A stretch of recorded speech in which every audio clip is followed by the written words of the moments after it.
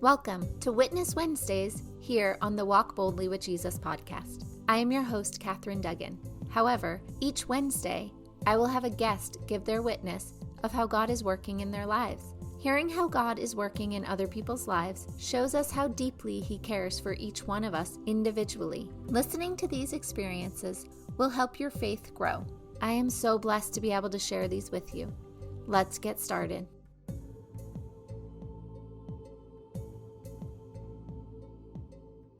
Our guest speaker today will be Amber J. Amber and I are in Big Life Mentoring together.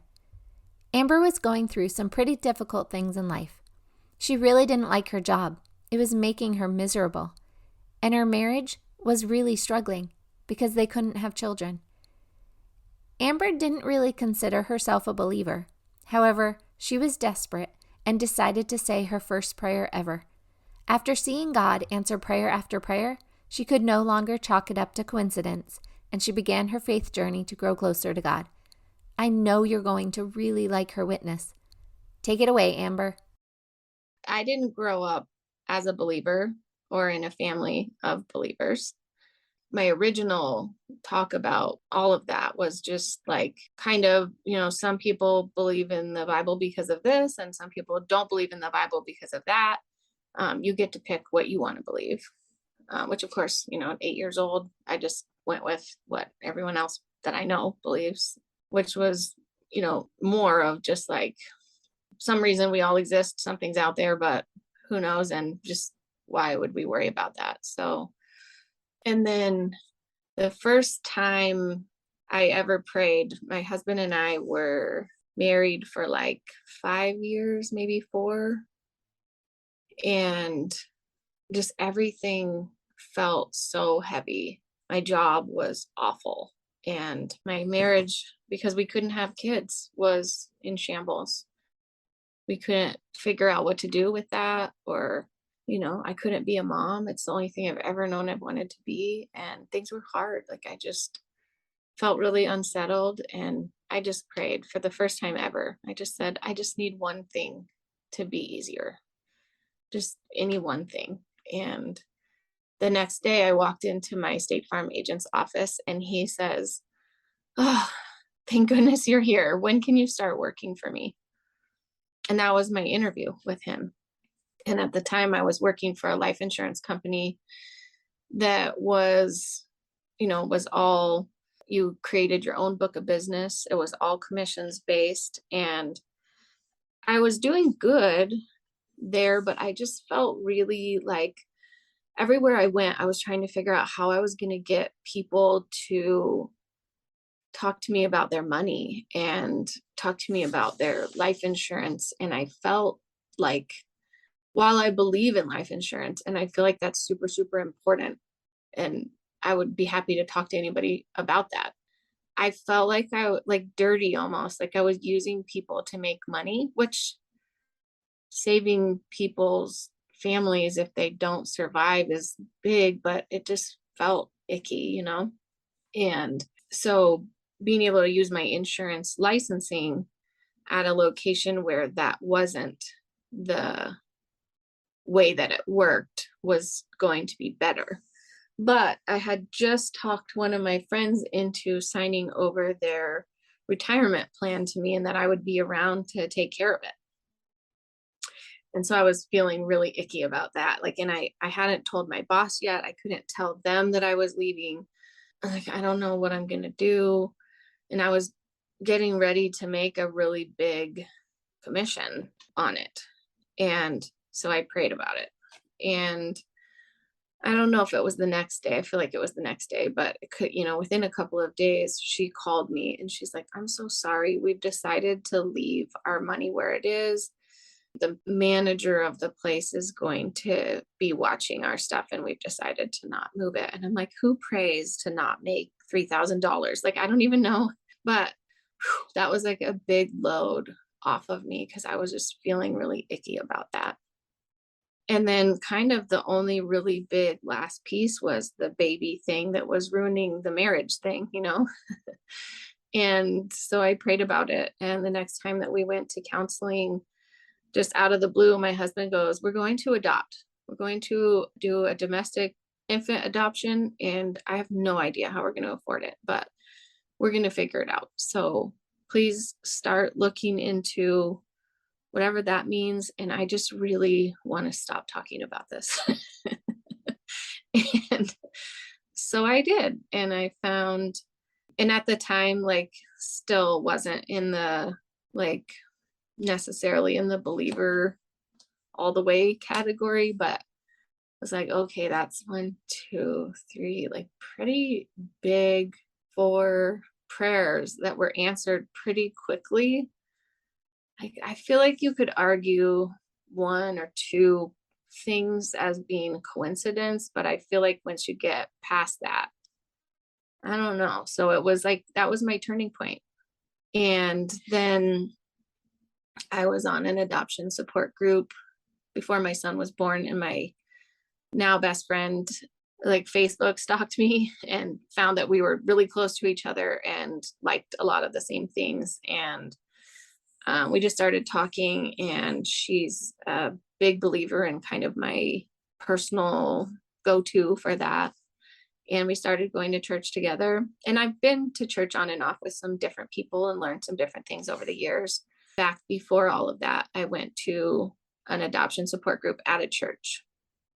And I told them, I was like, I'm not a believer. Do you care if I come anyway? And they're like, well, we pray. So if you don't like that, don't come. Otherwise, we're happy to have you.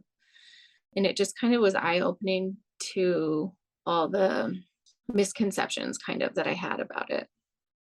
So I guess it's been kind of a process I've been going through ever since I was a little kid to get to where I am. When did you adopt?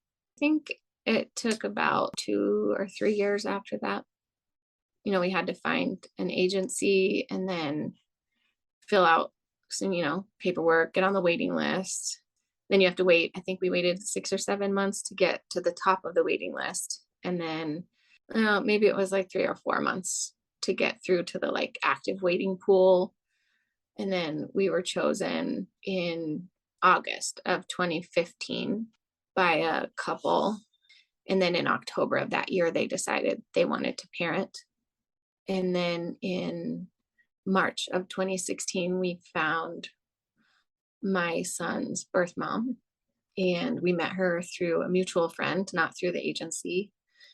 And only God could have put her in our lives, because all the things that went together to make that happen was pretty crazy.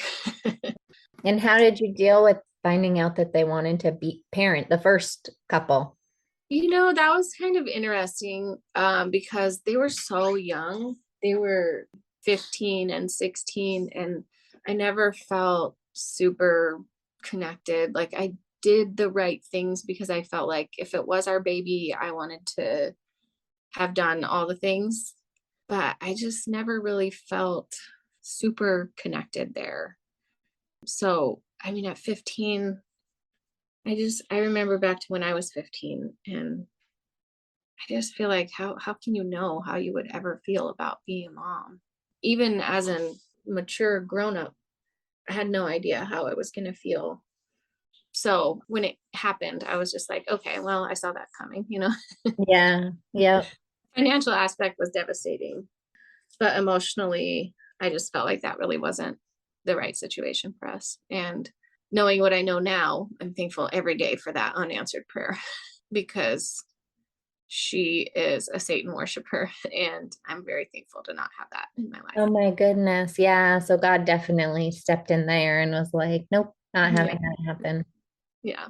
I don't know if you want to know the whole story about how we came to know my son's birth mom, but when I was 20, I think a movie came out, I think on Lifetime, called 16 and Pregnant. And it was about this gal who was pregnant 15, I think, or maybe she was 16 when she first found out. But anyway, her baby was born and her mom was pretending to raise it as her own. And in the end, she wound up placing her baby with one of her teachers, and it was an open adoption. And at the end, the little guy, like the real boy, not the boy from the movie, but he was talking about his birth mom and his adoptive mom. And he said this is my mom, blah, blah, blah. And I'm Charlie. And this is my tummy mom. And like, it chokes me up every time because this little boy wasn't confused about the love that he had. And so even way back then, that really struck a chord with me because I have some family members who are adopted and they don't have that. And so when we started looking into adoption, the first agency I went to didn't offer open adoptions, and I didn't want that. So when I did find our agency, like that's all they, like you could have a closed adoption if that's what the birth family chose, but you couldn't choose that. Wasn't a thing that as the adoptive parent you got to choose. And so we were going to be happy with, what situation we were presented with, but that wasn't our choice. And then years later, I watched an episode of Private Practice where somebody who didn't carry their baby found out that they were able to nurse their baby anyway. And so I started looking into that, and there's a support group online for that. And that's where I met some people, and they were local. So we were getting together, and one of the girls from that group is actually the one who introduced me to my son's birth mom. And so for all that stuff to line up to have us be introduced, and then the second that her and I met, like I felt instantly connected to her. We talked for like 3 hours. We just couldn't stop talking, and we got really, really close over the course of her whole pregnancy. And not only did she want us to be involved in everything, she required it from us. And so I got to be there for everything. And that doesn't always happen. So that was really special. But she's told me recently since then that it wasn't me that sold her on the whole thing. It was my husband, because she didn't know his name when we came to meet her, but she had a brother that had passed away, and his middle name was my husband's name. And she said as soon as he said, "Hi, I'm Ray," she knew that her brother was watching over her and that we were the right family for her baby. That's amazing. Yeah. I love to hear. I mean, that's why I do the Witness Wednesdays, because I love to hear just how amazing God is and how he works so differently in everybody's life, but he's there for all of us. He was there to, reassure that mom that her baby was going to the right place. Yeah. And he was able to give her that assurance that she probably needed. Yeah. So good. Yeah. And we have a beautiful open adoption with her and his birth dad both, and all of their family members. We love them all. That's so amazing. Yeah. And I feel like, looking back on it now, I feel like, my husband and I, we had some growing up to do. And if we would have just been able to have babies the like quote normal way, I don't know if that would have led me to find God. Mhm. And I don't know what kind of situation our marriage would be in. We had to work through some things, and I'm thankful for it. So great that God loves us enough to give us that. I think as parents, sometimes we just want to do what makes our kids happy because we hate to see them struggle. And I'm just grateful that God can no, you need to go through the struggle. And I'm sure it breaks his heart to watch us struggle, but I'm grateful he lets us so we can learn the lessons that we need to actually learn before we move on to the incredible happiness and joy that he actually has for us. Right. Well, thank you so much for doing this witness and for sharing your story with others. We have all seen God working in our lives. However, we might not all be aware it is God working in our lives. This is why it's so important we start talking about it more. The more we share our experience, the more people will understand how God works and how much he truly loves us. If you would be willing to share any experience you've had of how God has worked or is working in your life, please email me at Catherine@findingtruenorthcoaching.com. And that's CATHERINE at findingtruenorthcoaching.com. Or just click on the link below. It won't take up much of your time, and your story could be just the story that someone needs to hear today. prayerfully consider sharing. Everyone has a story, and the world needs to hear them. I look forward to spending time with you again tomorrow, and I will have another witness for you next Wednesday. Have a blessed day.